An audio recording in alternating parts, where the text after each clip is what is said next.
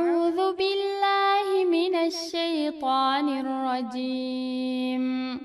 يا أيها الذين آمنوا لا تقتلوا الصيد وأنتم حرم، ومن قتله منكم متعمدا فجزاء مثل ما قتل من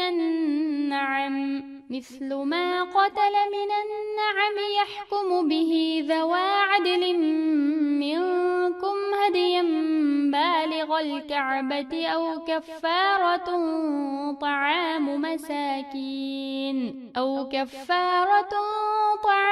مساكين أو عدل ذلك صياما ليذوق وبال أمره.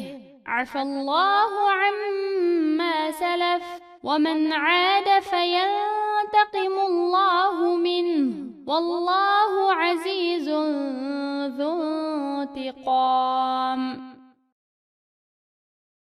Ey Allahqa, Allah'ның payg'ambariga iymon keltirgan va islom shariatiga amal qiladigan kishilar, sizlar hajga yoki umriga ihrom bog'lagan yoki haramning chegarasi ichida turgan chig'inglarda quruqliq hayvonlarini o'ltirmanglar.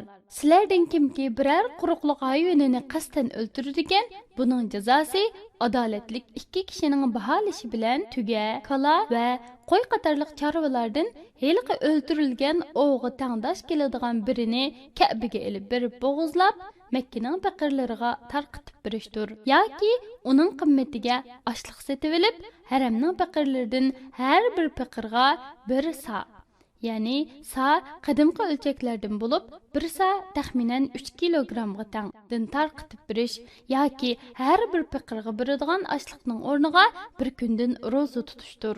Allah bu jazoni yuqorqi qilmishning gunohini yuvish uchun faraz qildi. Ihramda turib quruqliq hayvonlarini o'ltirish harom qilinishdan ilgari o'ltirganlarning qilmishini Allah afu qildi. Kimki bu ishning harom qilinganligini bilib turib qilsa, u o'zini Allohning jazosiga tutgan bo'ladi.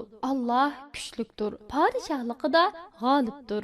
Amriga osiylik qilguvchilarni xolisa jazolovchidir, xolisa afu qilguvchidir. Allohning ishiga hech kim to'sqinlik qila olmaydi.